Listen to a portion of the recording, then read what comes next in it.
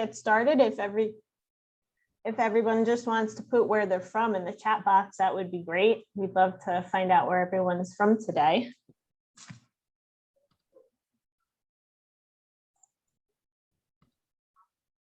Great. My name is Hillary Wank. I am the program coordinator for JCC Chicago. We're delighted to have you with us today. Just a few reminders. If you feel comfortable, please turn your camera on. It makes for a more community feeling since we can't all be together in person. You will remain on mute throughout the entirety of the program. You can send your questions in the chat box, and we will get to them as time allows at the end of the program after Marta has completed her presentation. And at this time, it is my pleasure to introduce Marta Wojcik. Hopefully I got that right. That's right.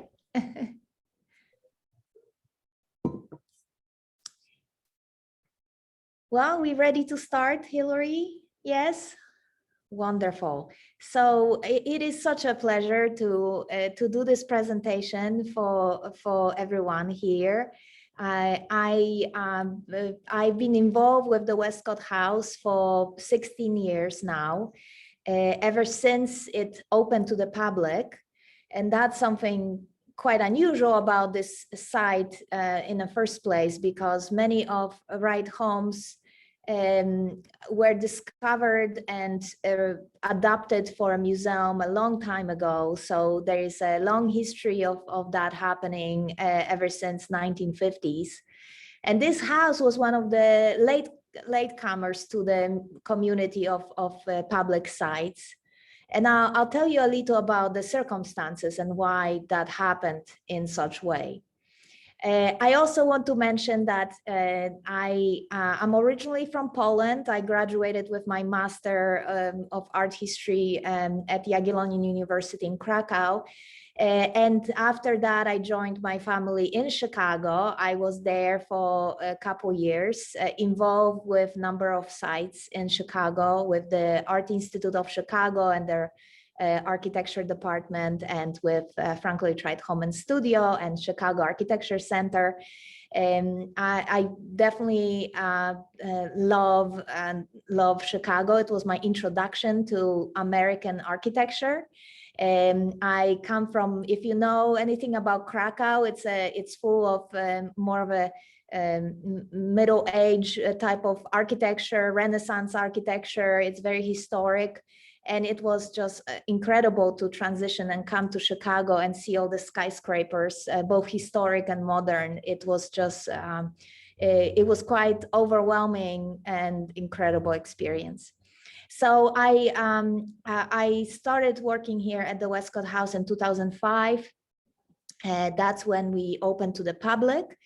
This is a prairie style home, what we know today as prairie style architecture. In this picture, you can see Westcott car. It was, you can see that logo there on that car, Westcott. It's important part of the story because Westcott family produced car here in Springfield during the time when they lived in this house. Let me transition a slide. So,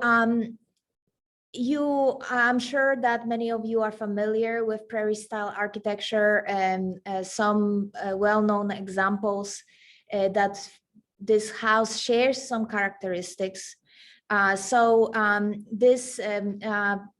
This period produced some incredible buildings, including Darwin Martin House, the Kunli House, as well as the Robbie House, of course, which I don't have here.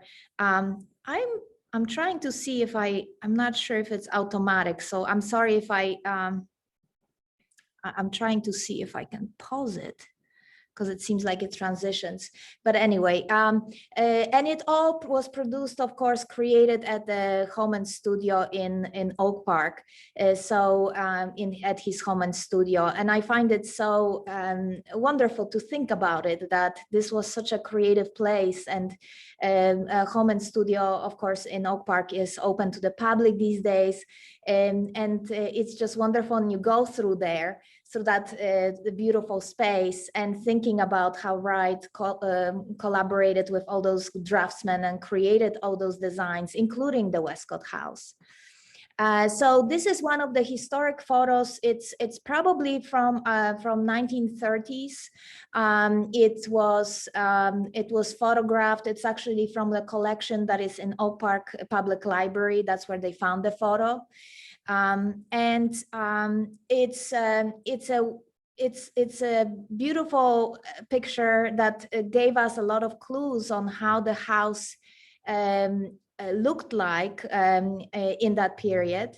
And that was really important because this house went through a very dramatic transformation over the years. And I'll show you some photos.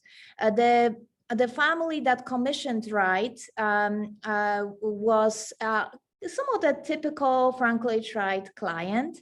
They seem like they got engaged with the architect in this process, likely around as early as 1904. However, he started actively designing the house in 1906. And the construction started around 1907, and the house was finished by the end of 1908. And here you can see some, of course, of the most dramatic features are those what we call urns, or those giant planters in front of the house, which again, you are, I'm sure, familiar with some of those. They kind of have the theme, but they are all slightly different to fit the character of the house. So in our case, we have those what we believe the biggest residential urns that Wright was able to execute. And they flanking this beautiful front of the house with bands of windows. That was really quite revolutionary. And this was the only house of this kind in this neighborhood, in Springfield and in Ohio, because Frank Lloyd Wright had a chance to engage with this family, and then long time passed until he was able to do another project in Ohio. So this is the only prairie style that he created in this in our state. You can see the pond, which was originally intended as a lily pond, the terrace, and then the house. So it's very quintessential to this prairie style design when nature is surrounding the house. A lot of beautiful plants, many of them natives to this region, were introduced, that creates such an amazing setting for this architecture. The couple that worked with Wright, Orpha and Burton Westcott, they from everything we can tell, they were perfect fit for Wright. They actually were they lived in Richmond, Indiana before moving to Springfield. And the reason they moved to Springfield is there was a large merger happening of agricultural machinery production companies. At the time, of course, the farmer was #1 occupation in the world, and there was a lot of money that was made through production, innovation in that area, and production of machinery, whether it's harvesting machines or seeding machines. In this case, they created American Seeding Machine Company. And Burton became treasurer of that company, and they moved to Springfield as a result of that. And that's how they made money to invest into all kinds of enterprises, including the Westcott Car Company. Sometimes when people visit the house, they think that the family became wealthy because of production of the car, because of, forward thinking about how, this was the technology of the future. And it's actually not the case. It was actually demise of of theirs because there was so much competition going on, and the car was a risky proposition, and only few survived and thrived and eventually became giants such as Henry Ford Company. So here in the middle, you see Orpha Westcott, who is, from anything we can tell, she was a driving force behind this commission. And apparently she supervised, she came often to the construction site to make sure that everyone is doing their job.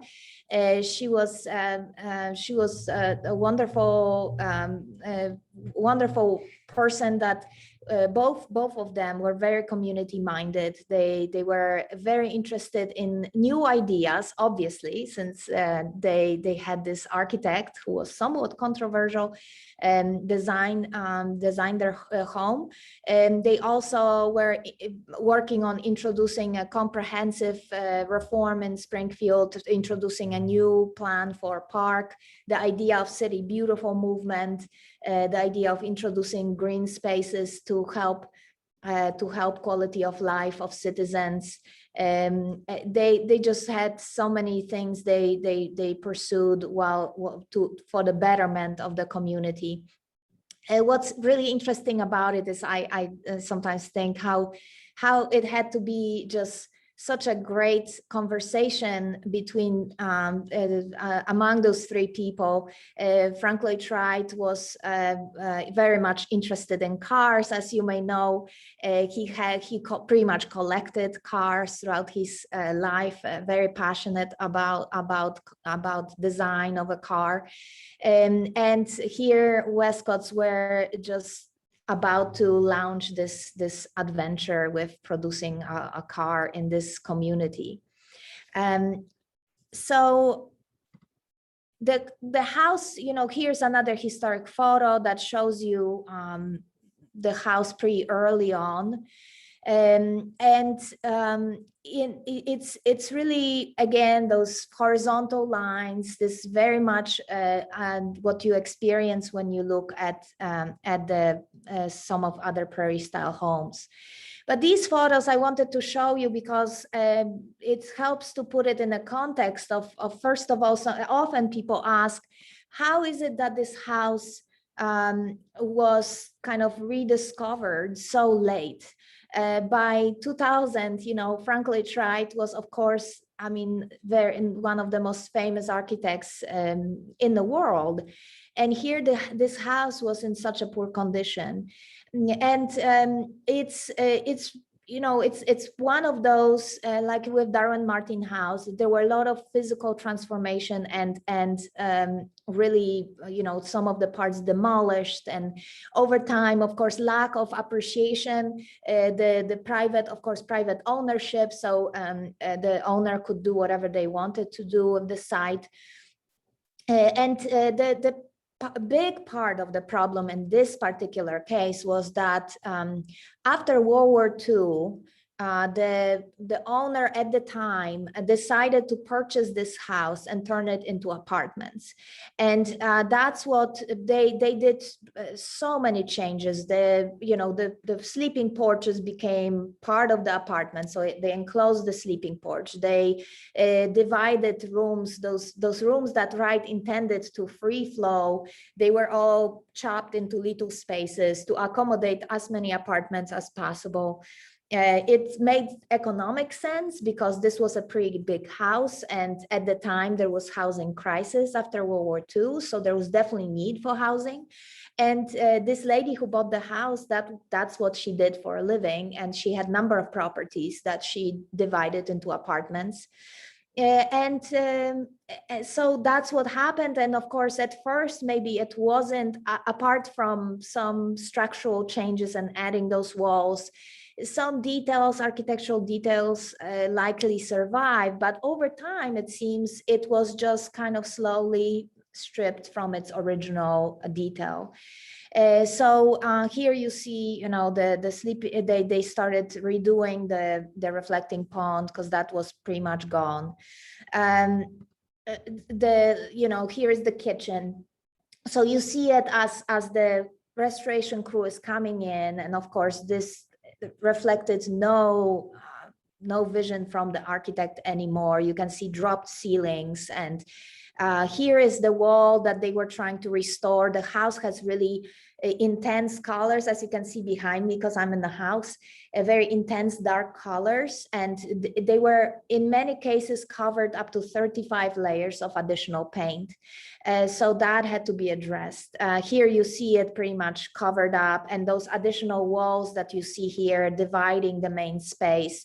All the walls, again, dropped ceilings, and bunch of elements that had no, it was just really hard to decipher what the house should look like. So that was, of course, a big part of the challenge. Here you have, again, one of the early photos. Those early photos, here's the interior of the house. You see that wire hanging from the ceiling. That was always kind of driving us crazy, because it was not finished yet. You clearly see intention, but yet you just, that light fixtures, if they had that light fixture, if they had dining table in place, it would be much easier for the restoration crew to take it back to original. And unfortunately, there were very, very few photos. So it was anything that they could find, piecing it together like a puzzle. The thing that ultimately saved this place and made it possible to restore it to original vision was a set of drawings that was still preserved in Frank Lloyd Wright archives. Here, so that interior, I mean, we had 2 interior photos from the early time. That's all. Another great resource that was somewhat difficult to dig through, because those newspapers, unfortunately, are not even now, they are not indexed and they are not digitized. So it took a bunch of volunteers going through page by page from that period, trying to figure this out. But those became really handy, because where you don't, as you can see, we're very, very lucky to actually have amazing article in a paper, December 20th, 1908, titled Springfield's Most Unique Residence. And in that article, what I find kind of funny is they remark, some of the people, when this was under construction, some of the people thought it was to be a barn, a menagerie, or a sanitarium, which, you know, often when you do tours in Oak Park, they recall those stories that many people could not quite figure out this architecture, and many did not want to live next to a Frank Lloyd Wright home because it was so bizarre. But it's really fun that here they recall it. So there's like kind of poking fun at, or kind of, you know, a bit of a suspicion, but at the same time, then it goes on saying, but it's none of those things, but the most charming residence in Springfield. And the overall article is amazing, because it brings some details that were really helpful in the process of restoration. Little tidbits like second fire at Westcott House. We don't know what happened with the first fire. We have no evidence in the paper. We didn't find it. However, this mentions that you can see that the painter was badly burned by explosion of paraffin and gasoline.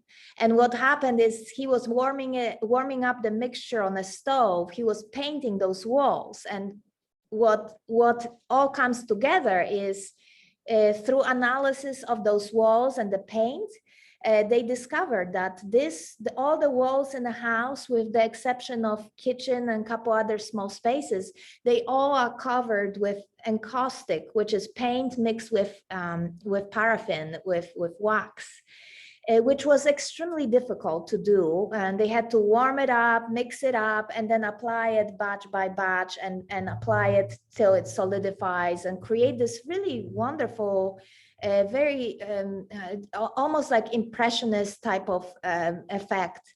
It's really quite stunning. But you can see this actually gave us a timeline on how they worked on different things. there is a little tidbit about foundation being laid for the house. So we found a lot of resources in the paper. But I mentioned the drawings, and truly without the drawings that come from Frank Lloyd Wright, from the Frank Lloyd Wright archives, this restoration would not happen. We got some beautiful drawings. You can see the elevations, you can see the details like the fireplace here, or the buffet, or the kitchen cabinets. All those things really provided a lot of clues for the restoration, and eventually led to restoring the house completely. So here you see the crew, restoration crew, who worked on this, and there is supposed to be a wall linking the garage with the house. That's not there. So there was also some basically construction happening on site. You can see how poor condition the roof, there were original tiles were gone. They had to recreate all that. They had to, here's they working on a reflecting pool, lily pond. All those elements had to be redone. And of course, some contemporary elements, such as introduction of geothermal system, that was really helpful, because of course we didn't have cooling before. So you can see all this, it's pretty rough and it's pretty extreme, and that's what it took. There was a comprehensive redesign of the garden, because all the gardens were gone. We worked with Carol Yetken, who's based in Oak Park, who created the master plan. And here's the final result: the Westcott house restored and open to the public by 2005. So you see anything from the tiles to the stucco. Here is the view of the garage, and that wall that is connecting the house. It's just all comes together as a result of amazing work that these guys did, just digging through any evidence they could have to piece it together. And big part of, we are extremely fortunate that this design in particular was, it was connecting the nature in such amazing way. So this is interior kind of, it's a garden that we utilize a lot for different parties and events. An interior of the house, it's, as you can see, those deep colors are restored, and it's the building furniture. You can see examples of that. That's of course an essential part of Wright's architecture. The dining table, variations of which you can see at different prairie style homes. It's really quite beautiful. We also got piano back in the house. We know that the original plan was to incorporate the piano, and the light fixtures. I mean, all that was elaborate research done to make that happen. The bedrooms completely redone, all those colors. You could see the woodwork. It was all painted, so they had to strip all that and bring it back. The beautiful skylight with those amazing patterns that are dancing on the walls throughout the day, that creates such a wonderful feeling. And then eventually, the tours that happen are essential to our operations, but we also engage with all kinds of events. And the house is truly wonderful to experience after hours. In the evening, there's a beautiful light to it. We also were really lucky to find a Westcott car from 1920, and this car, there are very few that survived, because as I mentioned, this was one of the many companies in this region. We are between Dayton and Columbus, and in this region there were all those innovators who were starting up those companies. And Westcott was one of them. These were rather luxurious cars, touring cars that were hand assembled. And he poured everything into this company. By 1925, it was clear that the company won't survive, and it really consumed much of his money. So Orff passed away in 1923 unexpectedly. And by 1926, Burton Westcott passed away in this house. By then, the house did not belong to the family anymore. It was in bank's possession. This is how bad his finances got. So it was a sad ending to rather beautiful story for this family. It seems like the children took some of the furniture to a local polo club that they helped establish. And later on, those pieces were sold. Were sold. So this is ongoing effort on our part to look through some of these any research that we can find on this and try to bring or restore and reconstruct some of the pieces that we can find were part of this house originally. But it's definitely, you know, we know that the family from 1908 to 1923, they had a really good life here. They entertained a lot. There are, again, the local newspaper. They had social column that refers to a lot of events that were hosted here, including Jean Westcott's wedding in 1918. Jean got married during World War I, so it was somewhat modest wedding ceremony. But there are reports how they traveled a lot to East Coast and to Jamaica and to Europe. In 1912, the family traveled to Italy. They were from the family, we know that they were supposed to return on Titanic, but John got really sick, their little boy, and they stayed in Europe 1 month longer and returned later to United States. So there are a bunch of stories that we usually share on tours like that, that kind of tell a little about, you know, recitals in the house. And as I said, they would host all kinds of guests here, which is really quite wonderful to imagine that. Just what a treat for many of their guests this setting was, because it was so unusual. So we, as many other Wright sites, we try to collaborate as much as possible with local and national organizations. And this is an example of the symphony event we held a few years ago. The house is inspiration on an ongoing basis to all kinds of artists who come and you know, draw in the garden and create artwork as a result of inspiration by the house.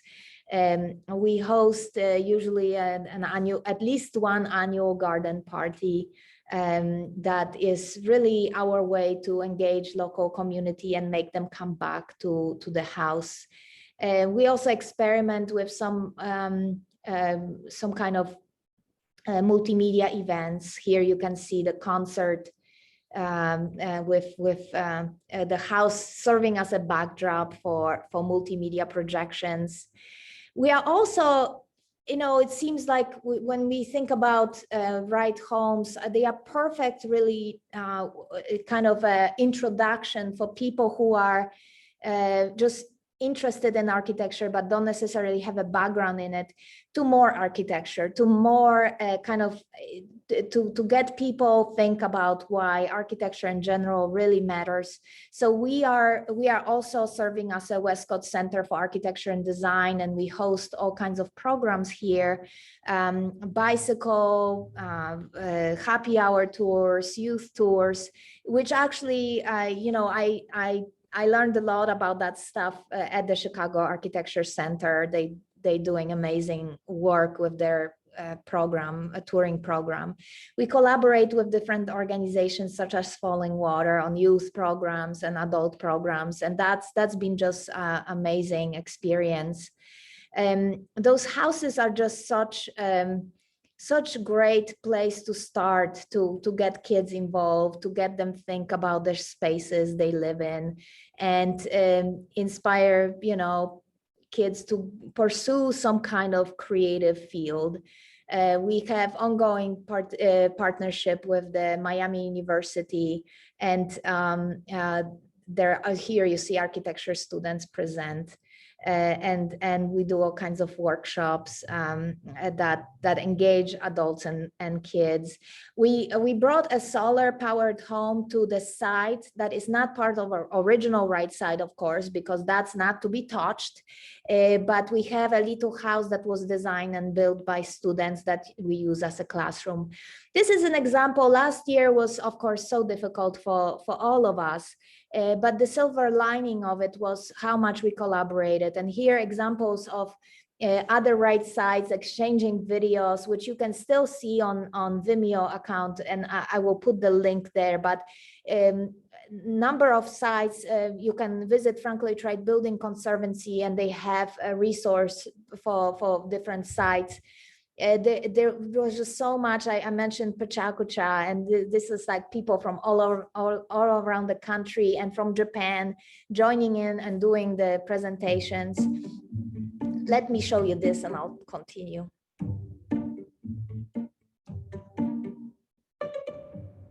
It's leaking again. What's that sound? Is that water? It's leaking again. Well, that's not good. So why do you do this? Because this house is magnificent. It's so inspiring. Quite honestly, it feels like heaven. I wouldn't know.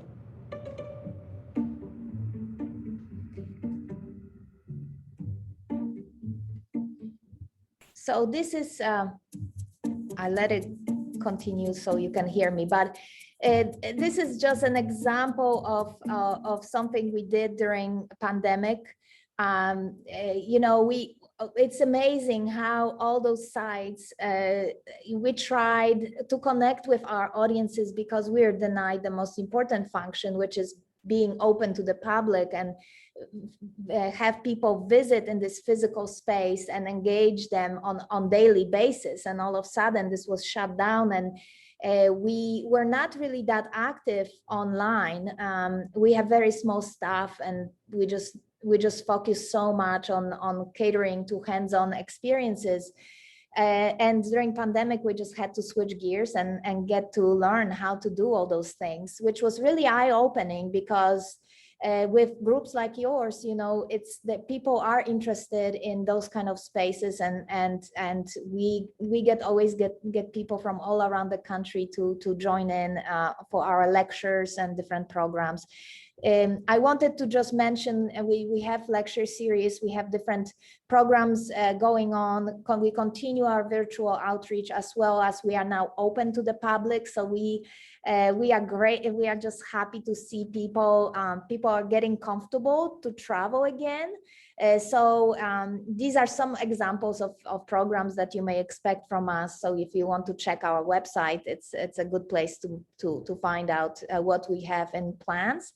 But yeah, it's just really wonderful to see that, people getting vaccinated and get to seems like they experience sense of freedom and start showing at our doors. So it's just really good to be back and continue both in person and virtually. Thank you so much, Marta. We do have questions. If you have a question, please send it in the chat box, and I will get through them as time allows. So let's see. How much did the original house cost to build? Do you know what that might have been? We unfortunately we don't know. There is the deed of the property, you know, they listed 15,000, which back then it would be quite different number for the property itself. We don't have any documents discussing or listing the price of, you know, the architect fee, the cost of the construction. So it was even hard to figure out who actually constructed the house. And it was not until they took some original woodwork off to strip it, and on the back of the piece of wood, there was a name of the contractor, the main contractor who worked on the house, William Poole. And it was just wonderful to, you know, oh, you know, that was the guy. And that's what they did at the lumber yard. They would put the shipment for and put his name on it. And then we did some research as a result of on that person. So yeah, a lot of unanswered. Unfortunately, I don't have an answer to that question. How much did the restoration cost, and how did you fund the restoration? It was about $6 million, and it became original estimation was 3.8 million. And then they ran into some major structural issues. But we were actually relatively lucky in the fact that the whole restoration was about 5 years, which for such an extensive project, it was actually really relatively fast. And a good thing it was done before the recession. But we did have actually that unexpected cost ended up with substantial mortgage that we just paid off last year. So that was really wonderful. It's, you know, it was really great timing. There was a philanthropic foundation in town that just got established that was devoted to basically improving quality of life for our county. And they, amazingly enough, recognized that historic preservation and such gem as Frank Lloyd Wright House can really contribute to economic development in our region. So they invested that was the first gift that kind of propelled everything. So it's amazing how sometimes, you know, people were wondering for such a long time, it was just sitting here falling apart in front of their eyes. But then things happened and everything came together, and Frank Lloyd Wright Building Conservancy stepped in and worked on working with the homeowner to sell the house and assuring her that there will be easement, that this will be preserved properly, because she wanted this house to survive. She just was not sure what the intentions were of people who were approaching her to purchase the house. So it all came together. Judy's asking that, she says, this house, like several other Wright projects in this style, has a cantilevered trellis. Do you know if this was intended to eventually support vines or other plant growth? And will plants be incorporated in the restored structure? Yes, so the pergola, there was the cantilevered roof. There is definitely this striking feature over the porches, and then the pergola has more support. But you're right, it's intended for the growth, and they actually had vine that was really invasive and destroyed part of the pergola over the time because, you know, nobody took care of it, and it was actually working against the wood, and they had a lot of damage as a result of that. So we growing, like right now, the vines, the new vines that won't destroy the architecture are growing slowly over the trellis, but it takes time. So hopefully, usually in the summer we have some growth, but we never went with a more kind of there are some kinds that are kind of green and visible throughout the year, but we have clematis, so it's kind of, it goes back and then it comes back during summer. That's how we solved it for now. This is never ending debate about landscape and what works, what doesn't. So was the furniture purchased or donated? I imagine they're reproduction, since the house was not. Yes. So the main pieces that where I'm sitting here by the dining table, that we don't know what happened to original. We don't believe that it even exists, because it's pretty significant, pretty large piece of furniture that would probably surface by now. So that had to be reconstructed based on the drawings, and the foundation worked with us to allow us to reconstruct this piece for this particular purpose. So it's an elaborate process that takes, when it comes to reconstructing Frank Lloyd Wright based on Frank Lloyd Wright drawings. That was the same case with buffet, with reception room furniture, building cabinets. It was all restored specifically based on the drawings. And that's the thing, that all those pieces disappeared, and many buildings you can only suspect that it was just tossed. It was not even preserved, because they've just ripped those things off the wall, and they would not have use for it in that form. So and from time to time we get fortunate. There is a china cabinet that has a very simple but beautiful stained glass doors. And in 2013, we learned that there was a couple going through the house, and they saw those, and they immediately realized that they have something like that at their house. Never used them, because they were just doors, random doors that they purchased because they just like the design. And we actually got it through the real estate auction. We got those doors back, because it turned out that they were original pieces of furniture that belonged to this house. So over time, we hope there's more stories like that happen. But at the same time, we also know that there is a certain limit to it, because there were so many pieces that were just built in and probably lost forever. There were also some stickly furniture in the house. So we reconstructed those as well, even though we know that they are still in existence. There is a little settle facing the fireplace, and there is Morris armchair that was reconstructed by Stickley for us, that exact model. So we did restoration of the bedrooms with Stickley furniture, because we didn't want to create a Frank Lloyd Wright kind of like copy of some kind. Stickley makes sense because they use this type of furniture in prairie style homes like this, but they also were models that were available to people to either build or purchase. So we're just trying to be authentic. Even the textiles that we have in the house were reconstructed, recreated from the catalog, Stickley catalog from the period. So they are like 1908 designs.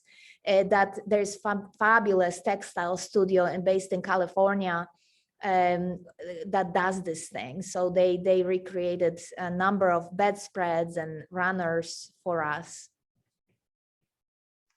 The kitchen, will that be restored as well?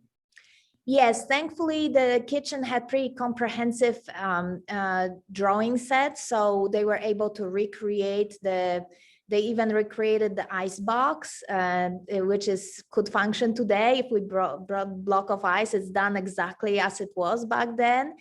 That was so transformed, as you can imagine. They got rid of original furniture, they put new appliances, they painted again everything, and so it was, without those drawings, there's no chance we would ever come across the photo, because of course kitchen were hardly ever photographed in that early period, especially. So they had 2 servants living in the house with them, so that was their domain, so the family wouldn't even bother to be there much.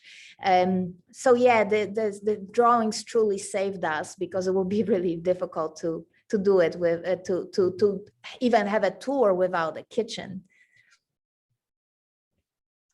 I think that's all the questions that we had. I'm a little sad that I traveled, like I said earlier, traveled back and forth to Columbus for 4 years visiting my daughter and didn't know there was a Frank Lloyd Wright house 40 miles away. So I may have to make another trip down there. Thank you so much, everyone. I hope you will. Thank you, everyone, for joining us. If you enjoyed this, tomorrow night we have a tour of the Email Bach House. I put the link in the chat, or you can visit jccchicago.org. We appreciate your joining us. Thank you so much, Marta, for this enlightening.